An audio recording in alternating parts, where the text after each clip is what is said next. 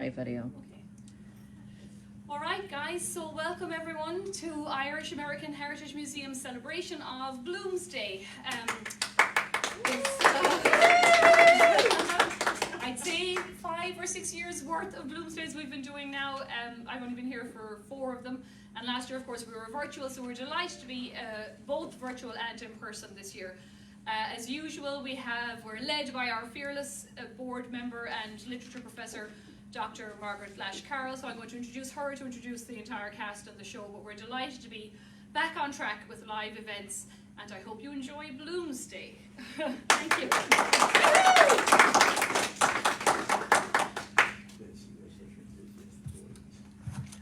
Thank you, Elizabeth, and thank you for being here tonight, our 5th annual Bloomsday celebration, and welcome to everyone watching on Facebook. This year, the title of our show is a quote of James Joyce's, "Dublin will be written in my heart." And I think that gives us our first entree into understanding what Joyce is doing with Ulysses. He's writing about home, his home, and we'll see that theme waft through some of our readings today.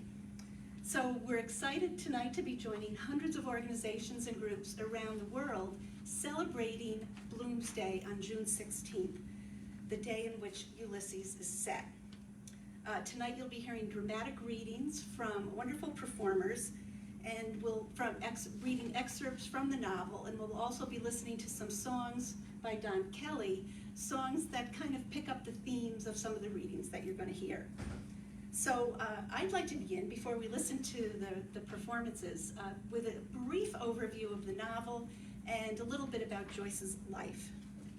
So James Augustine Aloysius Joyce wrote 3 novels, a collection of short stories, some poetry, and a play in his 59 years. It's really not a huge body of work for someone who transformed English literature, or literature written in English, I should say, literature written in English. So that means that everything he wrote was very significant, and I hope that we convince you of that tonight by listening to some of the excerpts from Ulysses. So many of you here of the works probably you're most familiar with. Your Dubliners, a collection of short stories Joyce wrote in 1912. He followed that with his first novel, A Portrait of the Artist as a Young Man. Dubliners was 1914. And a collection of short stories, A Portrait of the Artist as a Young Man was written in 1916, a semi-autobiographical novel. Ulysses was published by Joyce in Paris in 1922, and that rocked the literary world. And next year will be the centenary of the publication of Ulysses, so we'll have to be planning a really big splash here at the museum next year. And then his final work was Finnegan's Wake, which came in 1938, which perhaps went beyond the linguistic pale. Joyce's style in these publications became increasingly modernist, meaning that they became increasingly interior as his books progress. As his works progress, he tries to catch the nuances of the human mind, how we think, and for him, that was realism. Realism isn't what we do on the outside. Realism is how our mind works.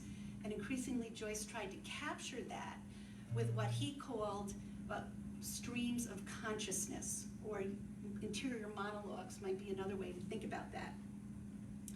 And that kind of explains why Ulysses is such a hard work to read, because think yourself, if all of your thoughts in a day could be printed out in a transcript, think about how difficult and embarrassing that would be for somebody else to read.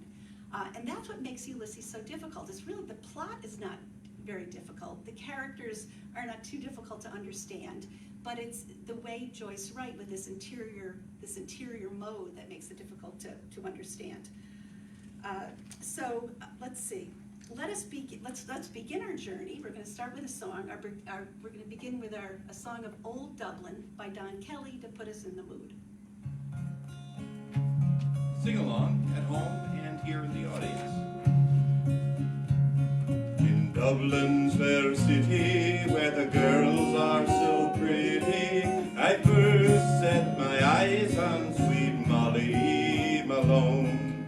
She wheeled her wheelbarrow through streets broad and narrow, crying cockles and mussels, alive, alive, oh Alive, alive, oh, alive, alive, oh, crying cockles and mussels, alive, alive, oh. She was a fishmonger, and short was no wonder, for so were her father and mother before. They each wheeled their barrow through the streets broad and narrow, crying cockles and mussels, alive, alive, oh, alive, alive, oh, alive, alive, oh, crying cockles and mussels, alive, alive, oh. For the mic right here, I had to be very careful with the singing. So tonight we're going to listen to excerpts from the novel read by talented performers, and we'll ask you to do a bit more singing led by Don. And we again welcome you here to the museum. So, but before we start, the man himself wants to say a few words to you. Come on up, Jim.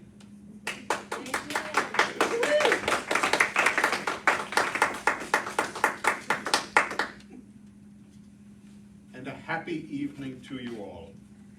So, you want to hear a bit about my book, Ulysses. My best book? Well, maybe. There is Finnegan's Wake, you know. The critics and professors are still unknotting that one. Ulysses, though, is something to hang my hat on. Here's the gist of it. The whole novel takes place in one day, June 16th, 1904, in Dublin. It's all about a father and son, and a husband and wife. Why, that's the very day I met my own darling Nora, a wee slip of a thing from down the country. I met her in Leinster Street in Dublin. There she was, just off from Frinn's Hotel in her chambermaid's costume. Ulysses immortalizes that very day. The story is about Leopold Bloom, who leaves his wife Molly in their bed at their home at 7 Eccles Street in North Dublin for the day. He attends the funeral of his friend Paddy Dignam. He has gorgonzola cheese for lunch. Meg, do I smell gorgonzola cheese? A little bit later. I digress. He goes to the newspaper office to do a bit of advertising work. He stops in the library. He checks on his neighbor at the maternity hospital. He sits by the sea and stops and chats with the people he knows as he walks. He's a grand man altogether. Each episode is an hour of his day. Now, the novel is also about another man, a younger man, Stephen Dedalus, who has fallen out with his family. Stephen lives in a Martello tower in the Dublin coast and is having flatmate issues. He does his own wandering during the day. He goes to the school where he is teaching, collects his pay for later shenanigans, leaves early to walk along the beach, goes to the very same library where Bloom is reading the newspapers, and meets his young doctor friends at the very same hospital where Bloom is checking on his neighbor. But the young lads are off for a night of drink, and here's where I outdo myself. The paths of young Stephen and middle-aged Bloom come together. Bloom worries that Stephen is in with a bad crowd and follows the lads to the pub, where Stephen gets snookered. Now, can you see the father and son theme emerging here? You're with me? Okay. Bloom, beside himself with worry for Stephen, then follows the lad to a house of ill repute, where, very modernist this now, I add a bit of hallucinating to the narrative. Bloom next takes Stephen by the lapels to a tea shop, and then home to sober him up with what the Irish can't seem to ever get enough of: more tea. Stephen bids old Leopold adieu with a promise to return, and Bloom moves slowly up to bed to Molly. And the linchpin of the whole day is herself. Last seen lounging in the marital bed at 8 in the morning and not seen again till the wee hours of the next morning when Bloom wearily climbs the stairs after Stephen leaves. Molly, though, is on Bloom's mind every hour throughout his journey of the day, and thus on all our minds, too. Molly is a singer, and Bloom has fretted all day that the meeting with her agent Blazes Boylan took place in the marital bed as well. You all know what I'm getting at. So that explains why June 16th is Bloomsday. So what about the title? There's no one in the novel named Ulysses.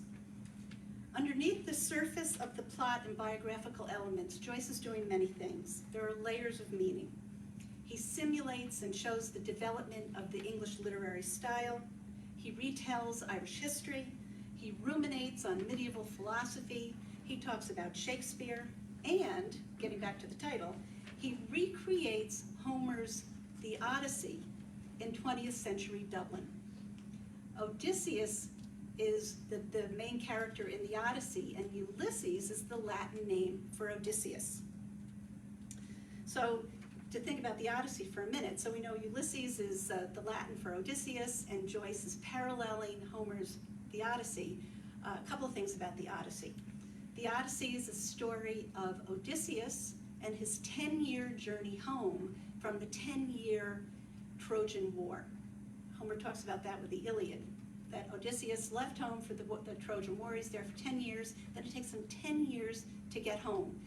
And on the way home, so now he's going 20 years, on the way home he has all sorts of adventures and challenges. There's a lot of dangerous situations that he is in, but he ultimately makes his way home to Ithaca. In the meantime, Homer tells us in the Odyssey, Odysseus' wife Penelope has been waiting home for him for 20 years, the 10 years of the Trojan War and then the 10 years of the journey home. And she's been waiting 20 years, and for at least 10 of those years, she has been keeping suitors from her bedroom. That no one quite believes Odysseus has survived the war. He's been gone 20 years, and there are all sorts of men who want to marry Penelope, but she bars the door and is hopeful and faithful that her husband will return home. We also have in the Odyssey Odysseus and Penelope's son, Telemachus. Telemachus is 20 years old, so he's never known his father. His father left when Telemachus was an infant. So he has been yearning for a father or a father figure for those 20 years. So now we think of this in terms of Ulysses. Bloom, like Odysseus, is the wanderer facing countless obstacles and temptations, and he too just wants to go home. But Bloom, unlike Odysseus, only travels a few miles from his home in 7 Eccles Street on Dublin's north side. Molly is Penelope, but a philandering Penelope who can't even have 24 hours go by without bringing a man into her bed. And Stephen is a version of Telemachus, but Stephen is estranged. His father is alive and well and near him in Dublin, but Stephen is estranged from his father. He finds a surrogate father in Bloom. Joyce was very self-conscious about the parallels and almost the parodies that he is making with his Ulysses and the Odyssey. So he's self-conscious, and what's the point of doing this? Well, we can look at it in two ways. He might be showing us that the best we can do in our modern world for heroism is pretty paltry, that if our journeys are just a couple of miles from our home, and the obstacles we face are whether we can get bacon in the butcher's or not, certainly don't measure up to his parallel with Odysseus in the Odyssey. Or we can look at it another way. Perhaps Joyce is very self-consciously paralleling the Odyssey, and he gives his chapters the same titles as as Homer gives his chapters. So he's very self-consciously doing that. But again, is this a parody or not? So one way to look at it is a parody. The other way to think about it is Joyce is ennobling Leopold Bloom, and thus ennobling all of us in our contemporary lives. That we are facing challenges and pressures, especially think of ourselves in the last year and a half through COVID, that bring all kinds of pressure on us. And Joyce may be saying that these are like and as traumatic as the kind of challenges that Odysseus faced on his way home from Troy to Ithaca. So a couple of other things to think of too is that Joyce was writing this novel during right after World War I and right after the War of Independence. So Joyce was very much aware of a world at war and very much aware of the pressures of war in his own time. Leopold Bloom, even as a character in the novel, has suffered great personal calamities. His 10-year-old son died 7 or 8 years before the time present of the novel. And despite all of this, and I think Joyce again is very conscious of his global atmosphere, despite all this, Leopold Bloom is a man of kindness, of generosity, and forgiveness. In essence, Bloom is a man of peace. And that is what Odysseus becomes in his 10-year voyage home. He leaves Troy a man of war. And it takes him 10 years to shed the trappings of war to become a man of peace, to go back to Ithaca. And that's what Bloom's about from his whole journey, is he is a man of peace. And Joyce, I think, is also looking at his world and hoping for a world of peace. So I think rather than making a parody of his contemporary world, Joyce is very much ennobling his own time period. The novel also replays the archetypal search we all have for home and family. Joyce himself is recreating Dublin, his home, and he's imaginatively visiting his home, and his characters are trying to get home.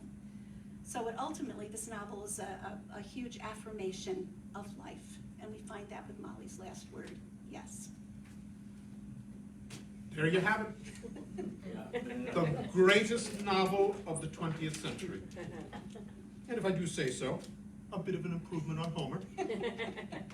Oh, and one other brilliant aspect. I was writing the novel years after 1904, and I hadn't been back home but once or twice to argue with the incompetent publishers over my first book, Dubliners. Do you know they burned the manuscript? Accidentally, like. Don't get me started. But genius at work here. I wanted Dublin fossilized as it was the day I met my Nora. So while I was living in Paris, or was it Trieste? Or perhaps Zurich. Well, anyway, while I was wandering myself in Europe, I had my brothers and sisters and auntie make lists of all the shops and pubs and streets, and the numbers of steps it took to walk from one place to another. And the Philistines that they were, they complained. No matter, they did it. And when my characters wander the city, they are walking the city Nora and I walked in 1904.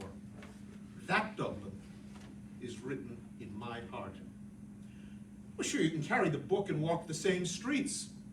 And the world has been doing just that for 75 years on June 16th. Well, until we once again can walk arm in arm down O'Connell Street, let's remember old Dublin in song.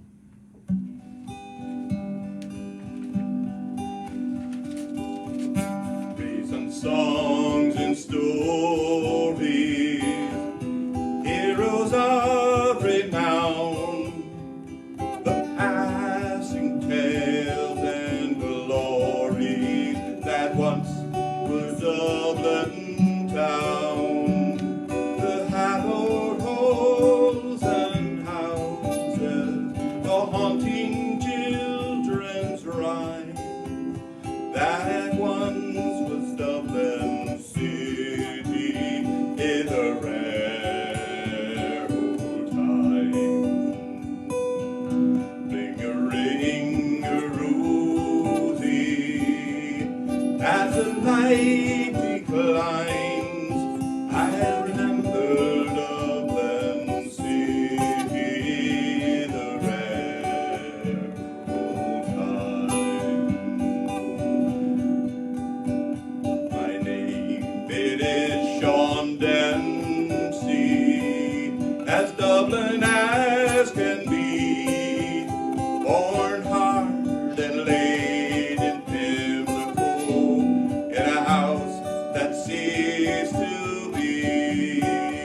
By trade I was a cooper, lost out to redundancy.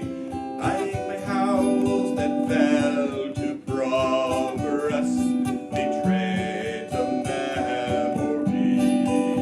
Everyone, ring-a-ring-a-rosy, as a light declines, I remember Dublin City in the rare old time. So today,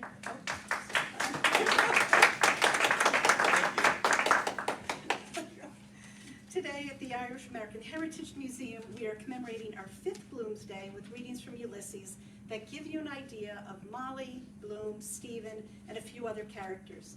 So now imagine that we are, instead of sitting here or sitting at home, that we are all walking down the streets of dear dirty Dublin as you listen and sing along with Don Kelly. So I hope you enjoy your Bloomsday experience.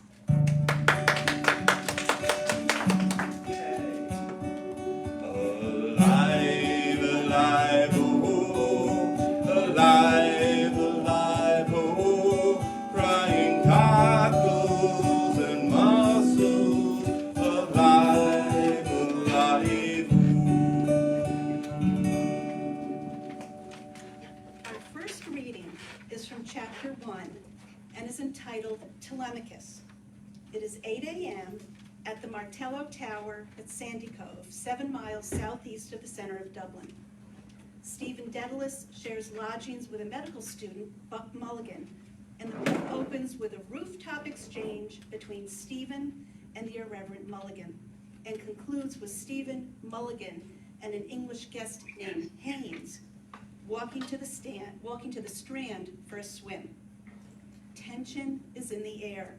We begin with the novel's famous opening with Buck's mock Catholic Mass consecration. Kinch is a nickname for Stephen. Stately, plump, Buck Mulligan came from the stairhead, bearing a bowl of lather on which a mirror and a razor lay crossed. A yellow dressing gown, ungirdled, was sustained gently behind him by the mild morning air.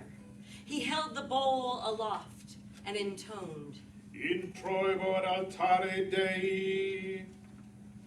halted, he peered down the dark winding stairs and called up coarsely. Come up, Kinch. Come up, you fearful Jesuit. Solemnly, he came forward and mounted the round gun rest. He faced about and blessed gravely thrice the tower, the surrounding country, and the awaking mountains.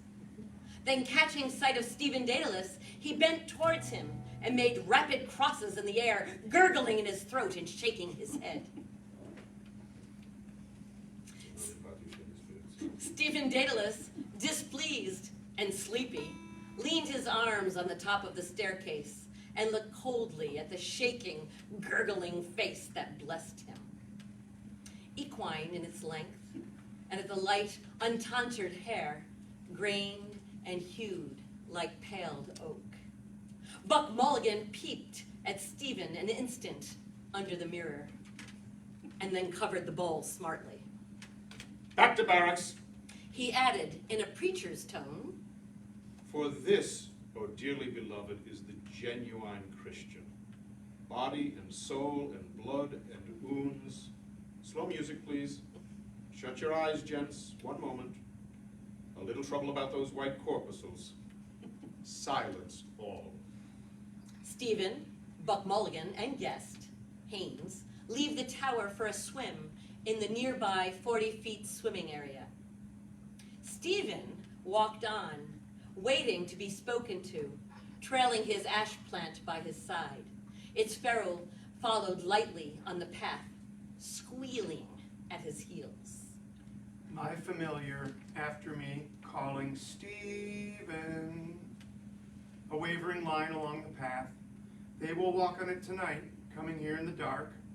He wants that key. It is mine. I paid the rent. Now I eat his salt bread. Give him the key, too. All. He will ask for it. That was in his eyes. After all, Stephen turned and saw that the cold gaze which had measured him was not all unkind. after all, I should think you are able to free yourself. You are your own master, it seems to me. I am the servant of two masters, an English and an Italian. Italian? A crazy queen, old and jealous, kneel down before me. And a third there is who wants me for odd jobs. Italian, what do you mean? The imperial British state and the Holy Roman Catholic and Apostolic Church. Haynes detached from his underlip some crumbs before he spoke. I can quite understand that. An Irishman must think like that, I dare say. We feel in England that we have treated you rather unfairly. It seems history is to blame. Usurper. And come tell me, Sean O'Farrell, tell me why you hurry so. Hush your buckle, hush and listen, and his cheeks were all aglow. I bear orders from the captain, get ye ready quick and soon, for the pikes must be together by the rising of the moon, by the rising of the moon, by the rising of the moon, for the pikes must be together by the rising of the moon. All along that singing river, that black mass of men was seen. High above their shining weapons flew their own beloved green. Dead to every foe and traitor, whistle out that marching tune. And hurrah me, boys, for freedom, 'tis the rising of the moon. By the rising of the moon, by the rising of the moon. And hurrah me, boys, for freedom, 'tis the rising of the moon. We are now jumping ahead to chapter 6 of 18 chapters. It is 11 a.m. at Prospect Cemetery in Glasnevin, in North Dublin. If chapter 1 gives us a glimpse into Stephen, here we get inside Bloom's mind. Bloom's odyssey also began at 8 a.m. when he prepared breakfast for Molly, himself, and the cat. It continued as he left home and did a few errands on foot. We now see him at 11 a.m. traveling by carriage to Patty Dignam's funeral and at the cemetery for the burial. He is with his friends Cunningham and Hines. En route, he sees Stephen on the street, and you'll notice as the novel continues, Bloom and Stephen get closer and closer until they finally meet later on. Also in the carriage is Stephen's father, Simon Dedalus. Death is everywhere in this episode. Fittingly, this chapter is entitled Hades and parallels Odysseus's visit to the underworld. All watched a while through their windows, caps and hats lifted by passers. Respect. The carriage swerved from the tram track to the smoother road past Watery Lane. Mr. Bloom at gaze saw a lithe young man, clad in mourning, a wide hat. Stephen. In silence they drove along Fisborough Road. An empty hearse trotted by, coming from the cemetery. Looks relieved. Cunningham, did you hear that one? The caretaker asked them. About Mulcahy from the Coombe. I did not. They bent their silk hats in concert, and Hines inclined his ear.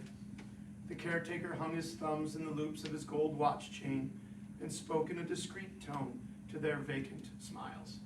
Well, they tell the story that two drunks came out here one foggy evening to look for a grave of a friend of theirs. They asked for Mulcahy from the Coombe and were told where he was buried. After traipsing about in the fog, they finally found the grave, sure enough. One of the drunks spelt out the name. Terence Mulcahy.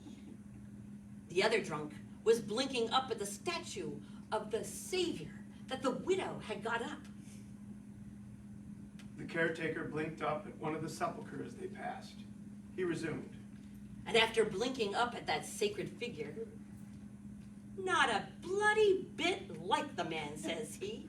"That's not Mulcahy," says he. "Whoever done it?" Rewarded by smiles, he fell back and spoke with Corny Kelleher, accepting the dockets given him, turning them over and scanning them as he walked. Mr. Bloom admired the caretaker's prosperous bulk.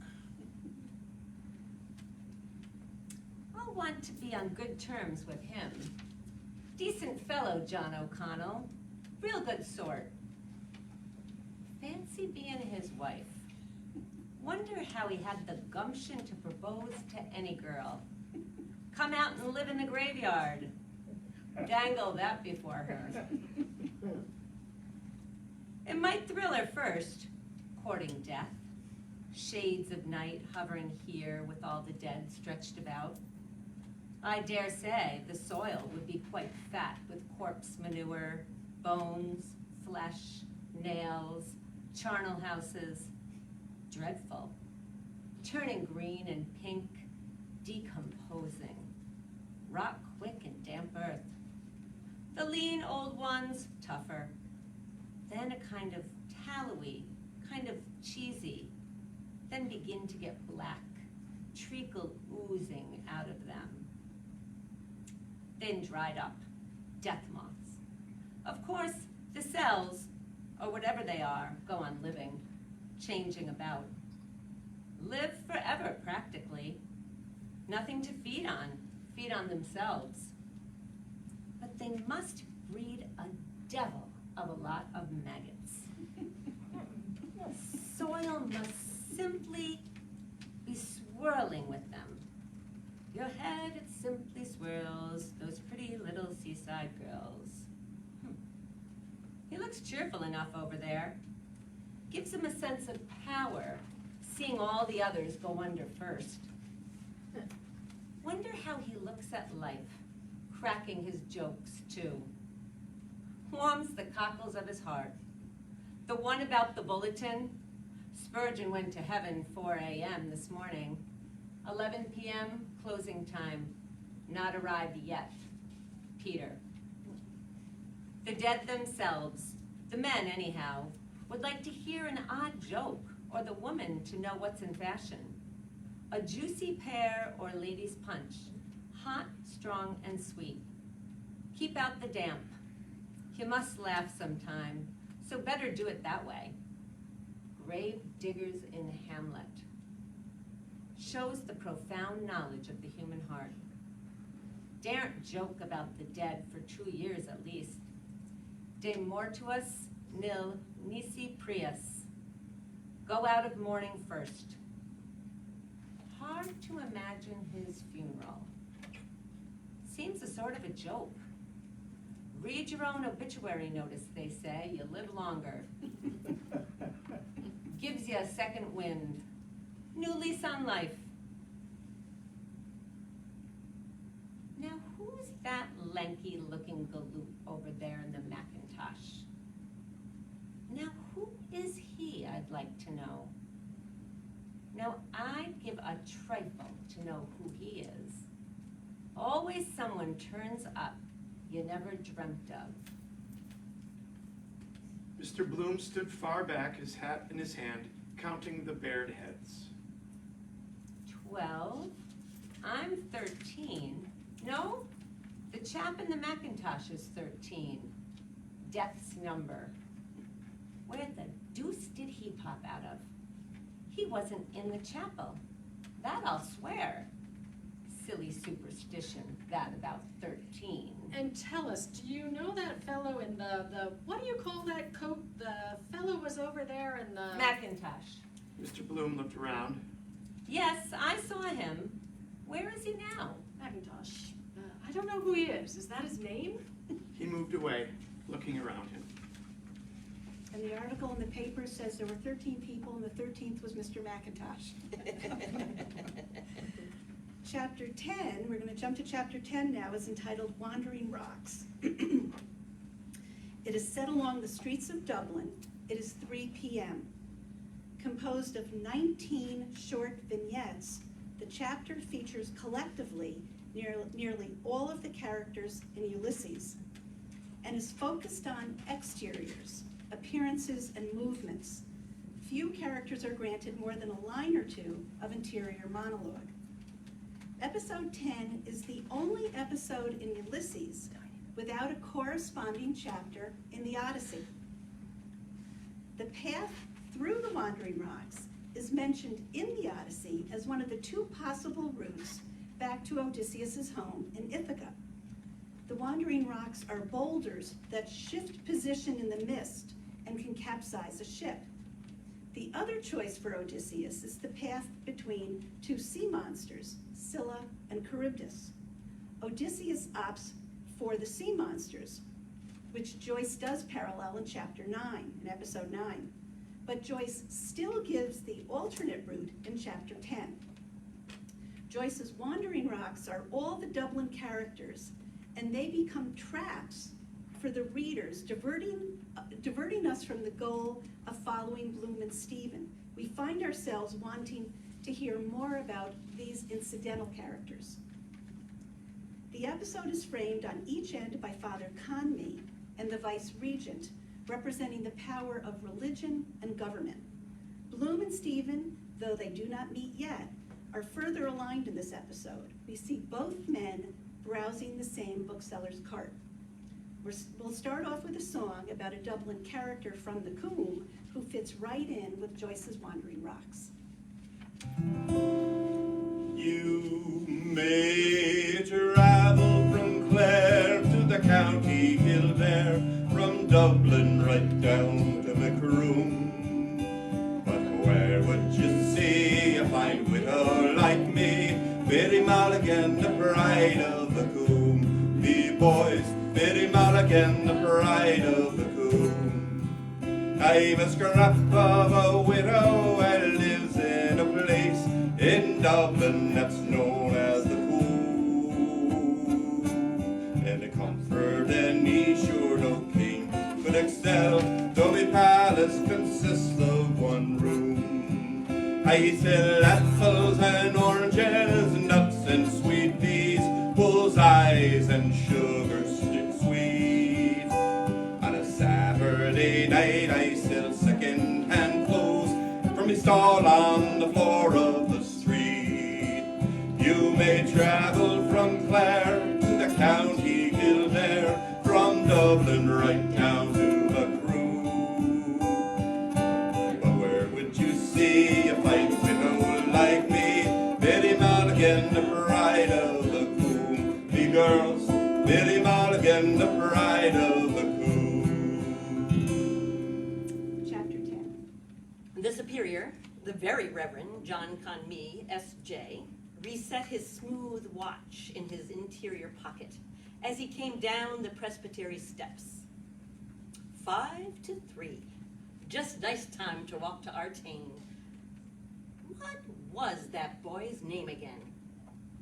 Dignam, yes, very Dignam est justum est. Brother Swan was the person to see. Mr. Cunningham's letter. Oh yes, oblige him if possible. Good, practical Catholic. Useful at mission time. See? Mr. Dennis J. Maggini, professor of dancing, etc. In silk hat, slate frock coat with silk facings, white kerchief tie, tight lavender trousers, canary gloves, and pointed patent boots, walking with grave deportment, most respectfully took the curbstone as he passed Lady Maxwell at the corner of Dignam's Court. Mrs. McGinnis, stately, silver-haired, bowed to Father Conmee from the farther footpath along which he smiled, and Father Conmee smiled and saluted. How did she do? A one-legged sailor crutched himself round to McConnell's corner, skirting Rabiotti's ice cream car, and jerked himself up Eccles Street towards Larry O'Rourke in shirt sleeves in his doorway. He growled amiably. Katie and Booty Daedalus shoved in the door of the close steaming kitchen.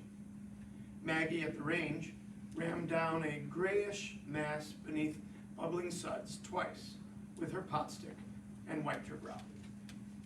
A skiff a crumpled throwaway. Elijah is coming, rolled lightly down the Liffey under Loop Line Bridge, shooting the rapids where water chafed around the bridge piers, sailing eastward past hulls and anchor chains between the Custom House Old Dock and George's Quay. The blonde girl in Thornton's bedded the wicker basket with rustling fiber. Blazes Boylan handed her the bottle swathed in pink tissue paper and a small jar. She bestowed the pears neatly, head by tail, and among them ripe, shame-faced peaches. Blazes Boylan walked here and there in new tan shoes about the fruit-smelling shop, lifting fruits, young, juicy, crinkled, and plump red tomato sniffing smells. Blazes Boylan looked into the cut of her blouse. A young pullet. He took a red carnation from the tall stem glass. The blonde girl glanced sideways at him, got up regardless, with his tie a bit crooked, blushing, bending archly. She reckoned again fat pears and blushing peaches. Blazes Boylan looked in her blouse with more favor, the stalk of the red flower between his smiling teeth. 2 carfuls of tourists passed slowly, their women sitting 4, gripping frankly the headrests. Pale faces, men's arms frankly round their stunted forms. They looked from Trinity to the blind columned porch of the Bank of Ireland, where pigeons roo-coo-cooed. Miss Dunn hid the Capel Street library copy of The Woman in White far back in her drawer and rolled a sheet of gaudy notepaper into her typewriter. The young woman with slow care detached from her light skirt a clinging twig. Ed Lambert cracked his fingers in the air. The horses he passed started nervously under their slack harness. He slapped a piebald haunch quivering near him and cried, "Whoa, Sonny!" Mr. Bloom turned over idly pages of the awful disclosures of Maria Monk, then of Aristotle's masterpiece, crooked, botched print. North Wall and Sir John Rogerson's Quay, with hulls and anchor chains sailing westward, sailed by a skiff, a crumpled throwaway, rocked on the ferry wash. Elijah is coming. Dennis Breen, with his tomes, weary of having waited an hour in John Henry Menton's office, led his wife over O'Connell Bridge, bound for the office of Messrs. Collis and Ward.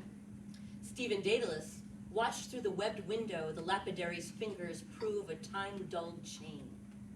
Dust webbed the window and the show trays. Dust darkened the toiling fingers with their vulture nails. Dust slept on dull coils of bronze and silver, lozenges of cinnabar on rubies, leprous, and wine-dark stones. The policeman touched his forehead. He signed to the waiting Jarvey, who chucked at the reins and set on toward Lord Edward Street. Bronze by gold, Miss Kennedy's head by Miss Douce's head appeared above the cross blind of the Ormond Hotel. On the steps of the City Hall, Councillor Nanetti, descending, hailed Alderman Crowley and Councillor Abraham Lyon, ascending. Outside La Maison Claire, Blazes Boylan waylaid Jack Mooney's brother-in-law, humpy, tight, making for the liberties. John Wise Nolan fell back with Mr. Power, while Martin Cunningham took the elbow of a dapper little man in a shower of hail suit who walked uncertainly with hasty steps past Nicky Anderson's watches. As they trod across the thick carpet, Buck Mulligan whispered behind his Panama to Haynes, "Parnell's brother, over there in the the corner. Elijah, skiff, light crumpled throwaway, sailed eastward by flanks of ships and trawlers amid an archipelago of corks, beyond New Wapping Street, past Benson's Ferry, and by the three-masted schooner Rosevane from Bridgewater with bricks. William Humble, Earl of Dudley, and Lady Dudley, accompanied by Lieutenant Heseltine, drove out after luncheon from the Vice-Regal Lodge. In the following carriage were the Honorable Mrs. Paget, Miss De Courcy, and the Honorable Gerald Ward. ADC in attendance. The cavalcade passed out of the lower gate of Phoenix Park, saluted by the obsequious policeman, and proceeded past King's Bridge along the northern quays. The Viceroy was most cordially greeted on his way through the metropolis. We now move on to chapter 12. And chapter 12 is one of the funniest chapters in this very funny book. It is 5 p.m. in Barney Kiernan's pub. The chapter is entitled Cyclops, paralleling Homer's chapter Cyclops in the Odyssey. And the Cyclops, of course, is Homer's one-eyed giant. It maintains its ironic humor with the help of a few narrow-minded and single-focused characters. One man is bitter, the second speaks in hyperbole, and the third is dubbed the citizen. The citizen is a worn-out, patriotic bigot in an eye patch, the most obvious Cyclops in a chapter of Cyclopses. Even Bloom's very presence in the pub is misunderstood. He has come to meet Cunningham so that the two of them can visit Dignam's widow, remember they went to that funeral this morning, with an offer to help. Yet Bloom is perceived as having come only to collect his winnings on his horse, Throwaway, and thus is considered stingy for not standing around. The throwaway thread is another funny mini-plot that runs throughout the novel. And if you remember, throwaway was mentioned a couple of times in The Wandering Rocks, that there was a crumpled piece of paper that said Elijah is coming, and it was thrown away into the river and floats down the river. Right before Bloom is the one who throws it. Right before he does that, he's talking to a man he bumps into on the street who wants a tip for a bet in a race that day. And Bloom has no interest in the races, and he kind of mutters to himself that he's just going to throw away the Elijah is coming flyer. And there happens to be a horse named Throwaway who is running that day. So the friend takes that as a tip, and Throwaway wins big time. So anyway, suffice it to say, Bloom didn't bet on any horse that day, but that's just one of the funny jokes that goes through the novel. So from chapter 12. So we turned into Barney Kiernan's, and there, sure enough, was the citizen up in the corner, having a great confab with himself and that bloody, mangy mongrel Gary Owen, and he waiting for what the sky would drop in the way of drink. There he is, says I, in his glory hole, with his crisp-keen lawn and his load of papers, working for the cause. The bloody mongrel let a grouse out of him. He would give you the creeps. Be a corporal work of mercy if someone would take the life of that bloody dog. I'm told for a fact he ate a good part of the breeches of a constabulary man in Santry that came round one time with a blue paper about a license. Stand and deliver. Oh, that's all right, citizens. Friends here. Pass, friends. Arrah, give over your bloody codding, Joe. I've a thirst on me I wouldn't sell for half a crown. Well, give it a name, citizen. Wine of the country. And what's yours? Ditto Mackinaspie. 3 pints, Terry. And how's the old heart, citizen? Never better. A chara. What, Gary? Are we going to win? Eh? And with that, he took the bloody old Towser by the scruff of the neck, and by Jesus, he nearly throttled him. You'd think he thought he was the High King of Tara. The old goat, the bloody fool, the sight of him. Wait till I tell ya. He wore a long, unsleeved garment of recently flayed oxhide, reaching to the knees in a loose kilt, and this was bound about his middle by a girdle of plaited straw and rushes. Beneath this, he wore trews of deerskin, roughly stitched with gut. His nether extremities were encased in high balbriggan buskins dyed in lichen purple, the feet being shod with brogues of salted cowhide, laced with the windpipe of the same beast.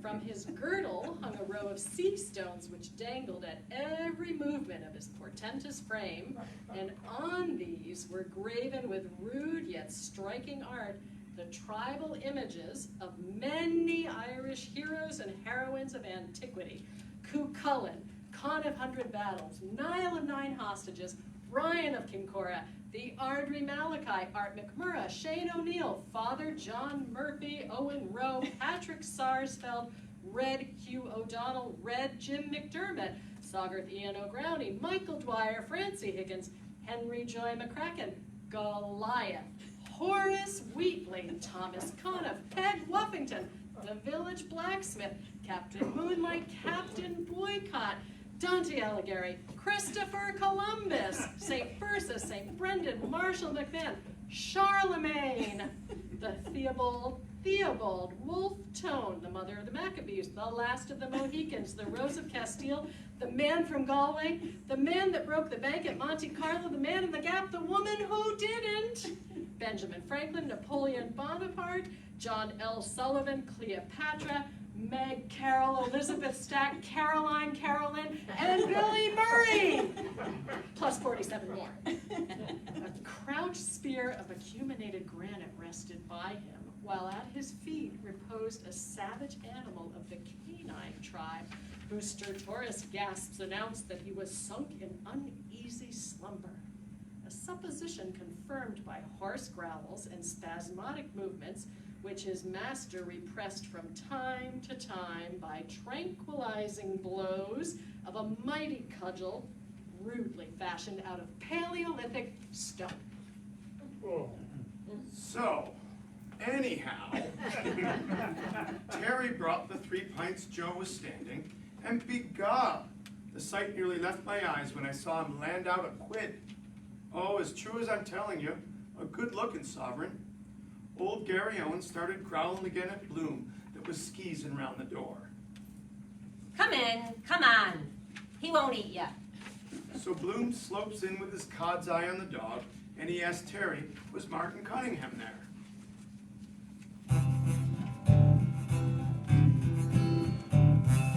Oh, Patty dear, and did you hear the news that's going round?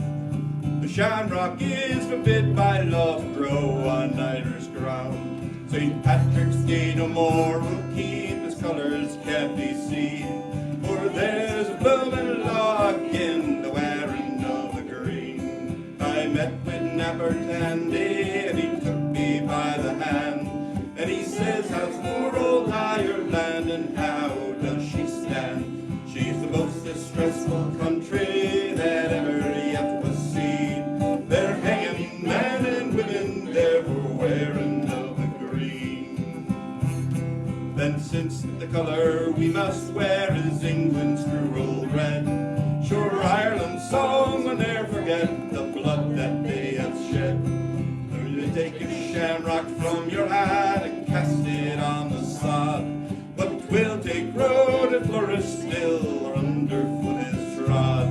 When the law can stop a blaze of green from growing as they grow, and when the leaves in summertime their verdure dare not show, and I will change the colour that I wear in my canteen. But till that day, please God, I'll stick to the wearing of the green. We are now at the final section of the novel entitled The Homecoming of Ulysses, and are jumping ahead to chapter 17, titled Ithaca. It takes place at 2 a.m. back at Bloom's house. Having steered the very drunk Stephen from the pubs and the red light district to a cabman's coffee house, Bloom takes Stephen home. When Bloom and Stephen arrive, Bloom remembers he'd forgotten to take his key that morning, so he has to go in through a window. The style in this chapter is impersonal, third-person narrative in the mode of Socratic question and answer. In Homeric terms, Odysseus is home, has reclaimed Penelope, his son, his castle, and his kingdom. What action did Bloom make on their arrival at their destination? At the house steps of the fourth of the equidifferent uneven numbers, number 7 Eccles Street, he inserted his hand mechanically into the back pocket of his trousers to obtain his latchkey. Was it there? It was in the corresponding pocket of the trousers which he had worn on the day but one previous. Why was he doubly irritated? Because he had forgotten, and because he remembered that he had reminded himself twice not to forget.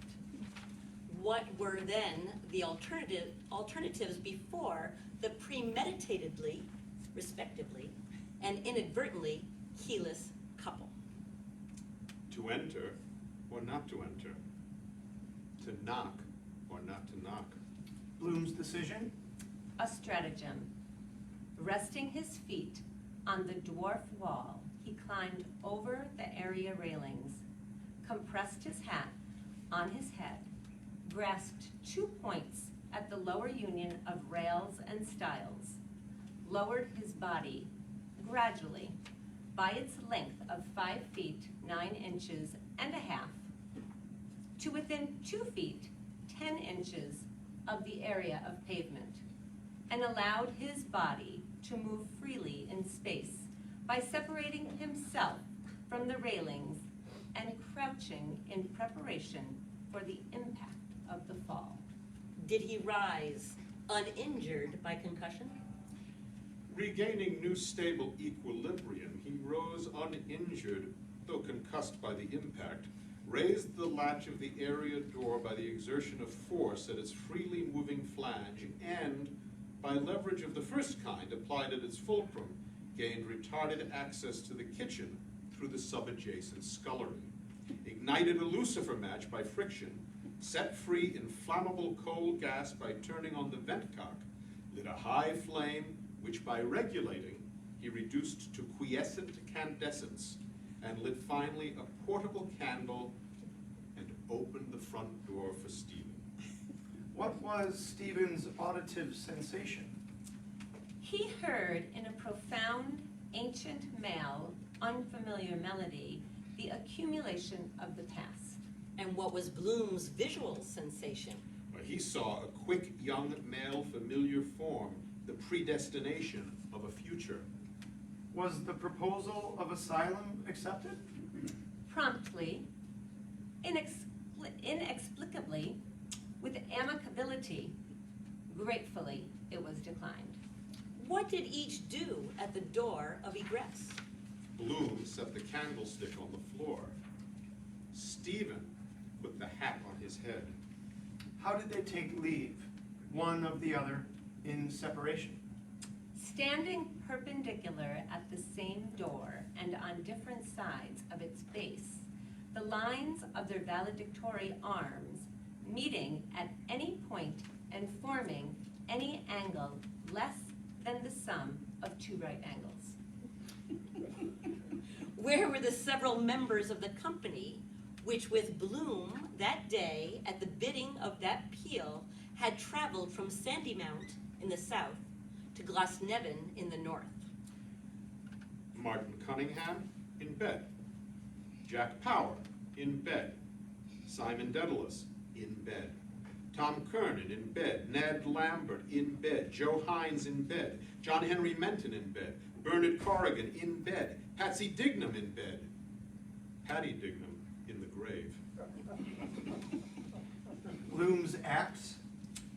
He deposited the articles of clothing on a chair, removed his remaining articles of clothing, took from beneath the bolster at the head of the bed a folded, long white nightshirt, inserted his head and his arms into the proper apertures of the nightshirt, removed a pillow from the head to the foot of the bed, prepared the bed linen accordingly, and entered the bed. What did his limbs, when gradually extended, encounter?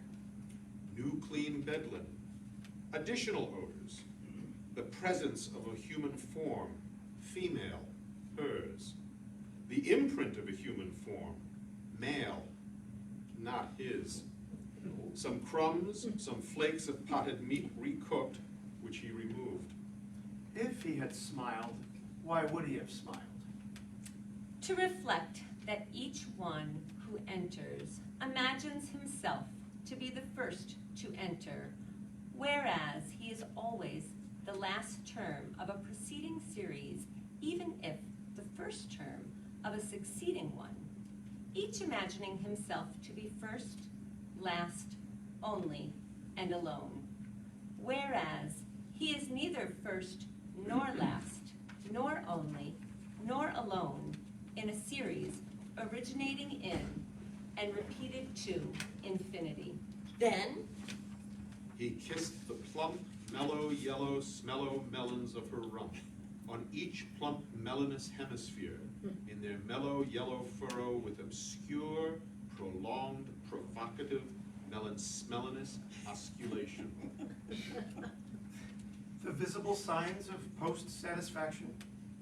A silent contemplation, a tentative velation, a gradual abasement, a solicitous aversion, a proximate erection. womb, weary, He rests. He has traveled. with, With Sinbad the sailor, and Tinbad the tailor, and Jinbad the jailer, and Winbad the whaler, and Ninbad the nailer, and Finbad the failer, and Binbad the baler, and Pinbad the paler, and Midbad the mailer, and Hinbad the hailer, and Rinbad the railer, and Dinbad the caler, and Vinbad the quailer, and Linbad the yailer, and Zinbad the failer. When? Going to a dark bed, there was a square, round Sinbad the sailor's roc's ox egg. In the night of the bed, of all the ox of the rocks, of dark and bad, the bright daler. At last, the final chapter, number 18, entitled Penelope. It is probably 3 or 4 a.m. on to June 17th, and Bloom and Molly are in bed, his head at her feet. The world is Molly's now, and through the massive, ever-shifting sea of liquid prose that constitutes her monologue, we explore the yet unseen sides of things lined throughout the book from other largely male perspectives.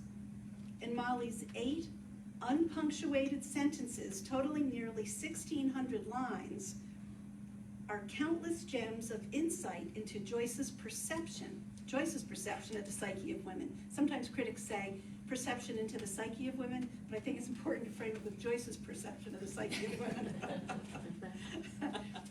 Molly reviews her marriage and her family, her childhood on Gibraltar, and gives way to a great lyrical affirmation of the pervasive power of love, of the reality of loss, and yes, of her ultimate acceptance of the man she married.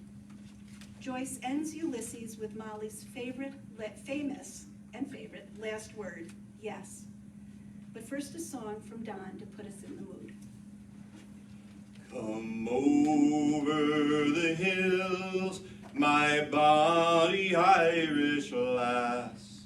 Come over the hills to your darling. You choose a road, love, and I'll make the vow, and I'll be your true love forever.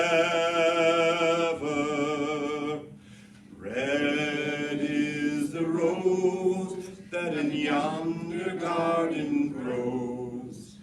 Fair is the lily of the valley. Clear is the water that flows from the Boyne. But my love is fairer than any. I love flowers. I'd love to have the whole place swimming in roses. God of heaven, there's nothing like nature. The wild mountains, then the sea and the waves rushing, then the beautiful country with fields of oats and wheat and all kinds of things, and all the fine cattle going about. That would do your heart good to see rivers and lakes and flowers, all sorts of shapes and smells and colors springing up even out of the ditches, primroses and violets. Nature it is, as for them saying there's no God. I wouldn't give a snap of my 2 fingers for all their learning. Why don't they go and create something? I often asked him, atheists, or whatever they call themselves, go and wash the cobbles off themselves first. Then they go howling for the priest, and they dying, and why? Why? Because they're afraid of hell on account of their bad conscience. Ah, yes, I know them well. Who was the first person in the universe before there was anybody that made it all? Who? That they don't know. Neither do I. So there you are. They might as well try to stop the sun from rising tomorrow. The sun shines for you, he said, the day we were lying among the rhododendrons on Health Head in the gray tweed suit and his straw hat. The day I got him to propose to me first. Yes. I gave him the bit of seed cake out of my mouth, and it was leap year like now, yes? 16 years ago. My God, after that long kiss, I near lost my breath. Yes, he said, was a flower of the mountain, yes. So we are flowers, all a woman's body, yes. That was one true thing he said in his life. And the sun shines for you today, yes. That was why I liked him, because I saw he understood or felt what a woman is. And I knew I could always get round him. And I gave him all the pleasure I could, leading him on till he asked me to say yes. And I wouldn't answer first, only looked out over the sea and the sky. I was thinking of so many things. And oh, that awful deep down torrent, oh, and the sea crimson sometimes like fire, and the glorious sunsets, and the fig trees in the Alameda Gardens. Yes. And all the queer little streets, and pink and blue and yellow houses, and the rose gardens and the jessamine and geraniums and cactuses. And Gibraltar as a girl where I was a flower of the mountain, yes. When I put the rose in my hair like the Andalusian girls used. Or shall I wear a red, yes? And how he kissed me under the Moorish wall. And I thought, as well him as another. And then I asked him with my eyes to ask again, yes. And then he asked me, would I say yes to say yes, my mountain flower? And first I put my arms around him, yes, and drew him down to me so he could feel my breasts all perfume, yes. And his heart was going like mad, and yes, I said, yes, I will, yes.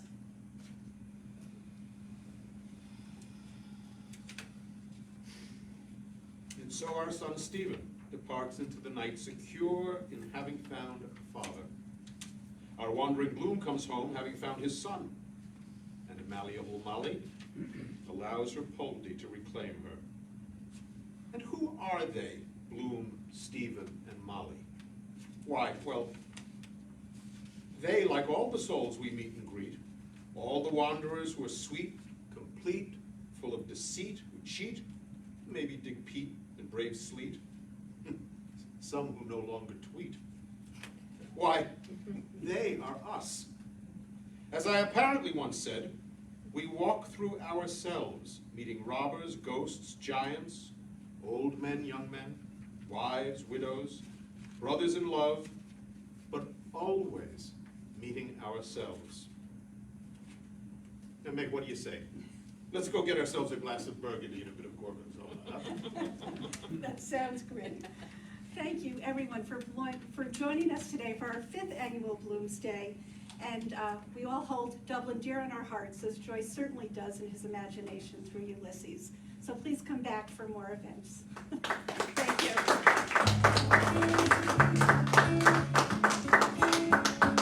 Of all the money that e'er I had, I have spent it in good company, and all the harm that e'er I've done,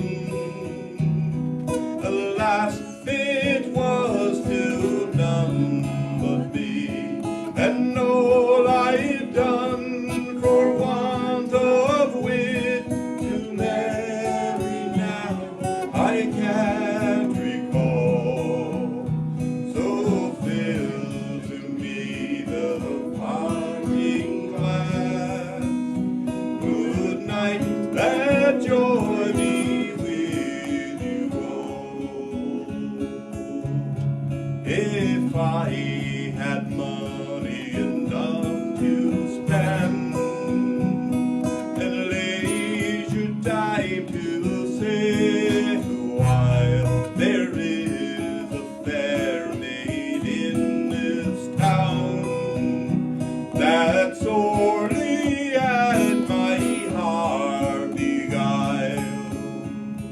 Her rosy cheeks and ruby lips, I own she had my heart enthralled. So fill to be the parting glass. Good night and joy be to you all.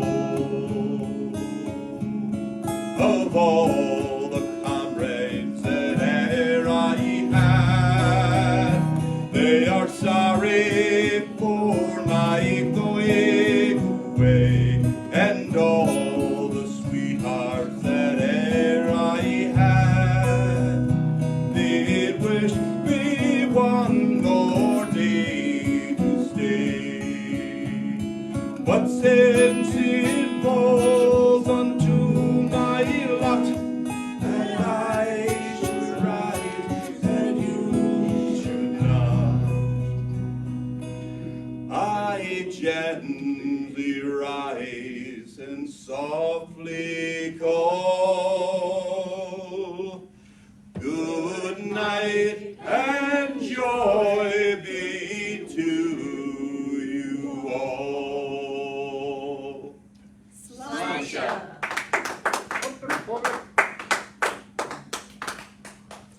Thank you, everyone. So we hope you'll have some gorgonzola and some burgundy. And, Kathy. oh, wait, I want to introduce everyone, I forgot. I have to introduce all our performers before everyone moves. I'm Nell Flowers. Nell Ball, Claire Nolan, John Kelly, Chris McCarthy, Kathy McCarthy, and Matt Ball. Okay, thank you all. And Meg Carroll. Meg Carroll. Our fearless leader. 5 years in a row, here's to make. Yes. Thank you. Ching. Cheers. So thank you. Well done. There's that line from, was it Seabiscuit? You may be a small audience, but you were grand. So please, Honey. Yeah. I saw Nick somewhere. I was like,